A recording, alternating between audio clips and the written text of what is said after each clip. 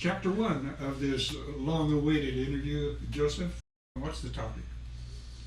Terry, I wanted to talk about our local election. I mean, we all know we have a national election and a statewide election, but we have a local election, and a lot of great things happen really at the local level.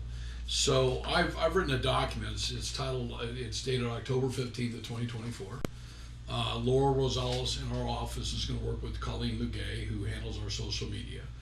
We have two databases. We have a database of about 1,200 people that we have watched and tracked, and many of them we know that have given money to local campaigns over the last 25 years. And then we have my list of 550 people that have given me money while I've been a trustee at Victorville Community College. So we went through and took a look at where was the biggest need and who needed the most amount of help through this election. So this will be sent as an attachment. This video will be sent. I hope people can find 10 minutes to kind of take a look. This document here talks about where we are in the local economy. Where's Brightline today? Where is Silverwood today? Where is BNSF today? Where is Southern California Logistics Airport? And why are these projects all so important to all of us here? But then it gets into kind of some of the cities. So we stayed out of Barstow. I stayed out of Barstow really intentionally. We have a very large project out there. We control the largest piece of retail ground out at Avenue L and I-15. We have 63 acres gross, 47 acres net. And we really wanted to stay out of the mayoral race and the council race. So in Adelanto, we have two great candidates that are existing incumbents.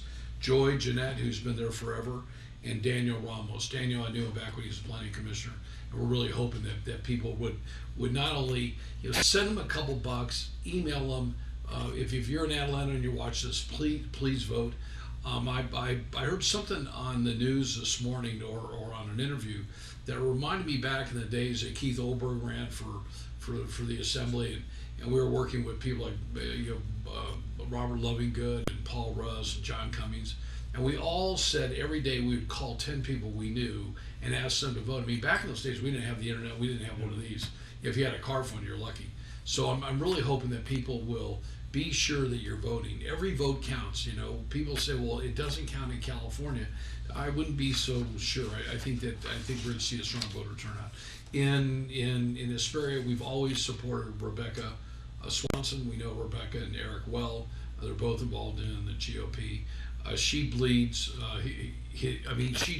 She does everything for Hesperia. She's very involved. Her family's been involved forever, so we think she's a great candidate.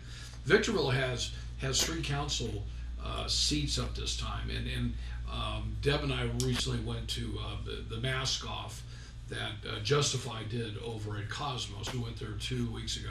Packed house. A lot of people were there to see how candidates did, and they got up for like 2 or 3 minutes and kind of gave their spiel about who they are. But in Victorville, I think we have 3 great candidates that I really want people to watch, because what happens in Victorville has a huge impact throughout the balance of the valley. I mean, they're still the biggest city that generate the most amount of sales tax, and I think they work really well with the other ones. So the first one's Tiffany Godden. We got a chance to finally meet her. She's a pastor, and she's done very well. She was also a first responder, so she understands about being a first responder. And when somebody says, I did that for 15 years, that tells you something. And she's also a pastor. Second one is somebody I've known for a really long time, and that's Eric Negretti. Eric was on the council. He didn't get elected last cycle. He decided to kind of sit out a cycle. He works out at Fort Irwin. He has a very high-ranking job. He's really smart. He sees, I think, a bigger picture in the way of government spending and infrastructure projects. He was the one that brought the skateboard idea to the city, and then he persevered. I mean, it took him, I think, probably 4 years to get that skateboard park approved over at Doris Davies. You and I both knew Doris. So I've always admired Eric's tenacity. I think he's a great team player, and I think it's really, really important. Lastly, but not least, Liz Becerra. Liz is the current mayor right now. She's been on the council before. I've known Liz for 35 of the 36 and a half years I was here. A little story that Liz probably doesn't know. When she first approached me, and she was on the public works crew for the city, she was on the graffiti, she came with an idea that if the city bought a little trailer and put people's logos on the back for $100, that it would help graffiti. Graffiti wasn't as big a problem as it is today. Well, she caught me at the right time. I had $1,000. This is probably the second year we were incorporated. We were probably bleeding. We didn't make money the first 10 years.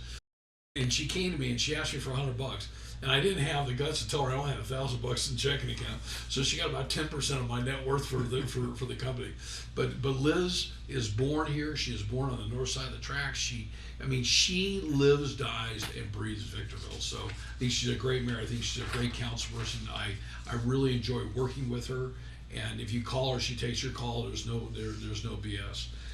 Victorville Community College Board. So we really have two seats. We have District 5 that was Dennis Henderson's, and the board back in I think June, July, seems like so long ago. Dennis died in April, so I think it was in June. We had like 24 people that applied. We narrowed it down to 12 or 14. Went through orals one night, and we selected somebody. Her name's Laura DeVericus. I've not only enjoyed working with Laura. I had lunch today with one of the people that we did not select. And he said to me at lunch, he's an educator. He said, "Joe, you made a great choice." He could tell. He said, she brought a lot of not only energy in the room, but she is very passionate in a way that nobody else was.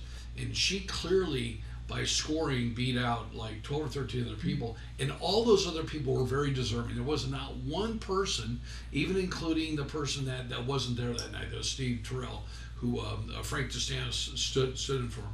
They all could have been great trustees. But I'm asking people to, and I know Steve well, okay? I'm asking people to support Laura. Why? Because she's done a great job, and she's done a great job. And unless something's broken, there's no reason to change that. It takes a long time to learn how to be a trustee. Well, I thought I was pretty smart, and I came in, I really thought I was smart, and I was. It took me a while to understand how governance really works within a college, what programs have to pay for themselves in order to work. So I'm asking people to really, and then we recently sent out a mailer that I'm very proud of, and we're showing this as an in-kind contribution. We sent this out to, I think there's about 800 real estate agents within Apple Valley, Johnson Valley, and Lucerne Valley, and it talks about Laura DeVericus. Has our logo up there, and we're very proud to support her. In district number 3, this is a very interesting district because this is very personal to my heart. You know John Pinkerton well. He's my brother. He's my sixth brother. Sixth brother from another mother, but we're still two brothers. We're always in trouble. But John ran, and he was there for 8 years, and then Sharon ran, and she decided to retire. And while I was really bummed that she did what she did, I understand why she did what she did. She's having a great time traveling. Sharon, we love you. We hope you're having a great time with all the kids and grandkids. I told John the other day she almost deserves to have her own plane. She's from Washington to Texas and on. So there's 2 people on out there. And there are 4 people that are running. I've been approached by 2 of them to have a conversation, sat down with both of them and had a pretty extensive conversation. I like them both. Terrence Stone is one of them. Terrence is very, very well known up here in the High Desert. Is involved in multiple nonprofits, works with challenged kids. He went through his background life. I was very impressed from where he was, where he was raised, down in Pomona, challenged. He was challenged, and he kind of went through this whole thing about where he was as a kid and where he is today. So I'm very proud to know him. I know he's good friends with the Pinkertons. He's a good friend with a lot of people. Everybody knows him. Then there's a Dr. Griffin. Dr. Griffin, I can't pronounce his first name, but he moved from Fresno, and he's been an educator, and he's recently moved down the area, and I'll tell you, he's passionate. I think either one of these gentlemen could be great, a great trustee. The thing I worry about I think the second longest trustee in the college's history is continuity of the board. We don't need a board. We don't have room for an ego. We have room for people that get along, have respectful dialogue. We can agree to disagree. I've had some great agreements and disagreements with Brandon and Jennifer and Sharon and John. But at the end of the day, it's really important that we support our president and his great leadership team, because they don't need to see a board that's divided. And we also are very cognizant of the budget. So we know that there are only so many programs that we can push for, because the college has to be able to at least break even on those. So again, both I think Terrence Stone and Dr. Griffin, both very good candidates, and I wish them both well, and I'm glad that I'm able to do this. getting the Adelanto Elementary School District. This is a rather interesting one. Michael Kraus is somebody I've known for a really, really, really long time. And Terry, I want to read something. I'm going to read his ballot statement. I met Michael in 2010 after he became a trustee for what ultimately, we were not district at that point. And Michael and I didn't start off with a very good relationship. It was we probably were not very good friends, and we didn't exchange business cards. But I will tell you this: he cares deeply about kids. Okay, he cares deeply about education, and I think that he sees some real changes at the Adelanto Elementary School District. Okay, there has been a huge turnover of superintendent trustees.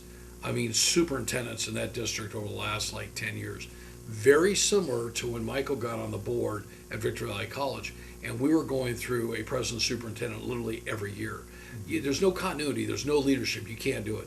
Well, Michael, I think, bucked some of the trustees. He used to be the superintendent, and I know from talking to people that were in the district, one of them in particular I've never met. I talked to him on the phone recently, and they had called me about something, and I had no idea who they were. And they told me what they used to do, and I said, were you there? And they said, yeah. And they said, Michael wanted to do things correctly, and there were some people that didn't want it done. And so he took the fall. Well, he's coming back. He's tenacious. He loves what he does. He's been around education for 24 years.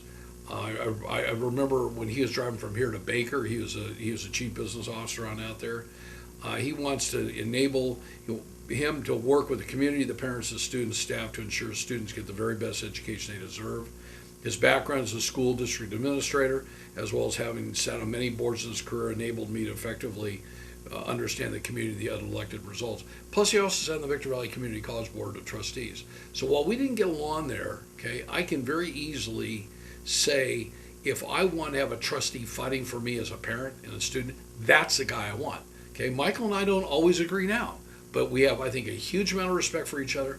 He has an incredible amount of tenacity. And I'm going to tell you this: if I was going to go to war, I'd want him in front of me, running down the field, because I'll tell you, he just doesn't take no, and I think it's really important. So, Michael, God bless you. I hope you do well, and I'm sure you will, and the people of Adelanto will never forget it.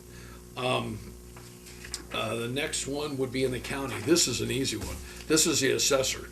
So if you ever have met Josie Gonzalez, there's not anybody I think that's got more energy maybe than I do than Josie does. Josie started as a planning commissioner down in Fontana in the late 1990s. Eventually got involved in the city council very quickly. If you know your personality, she's not going to sit anywhere very, very long.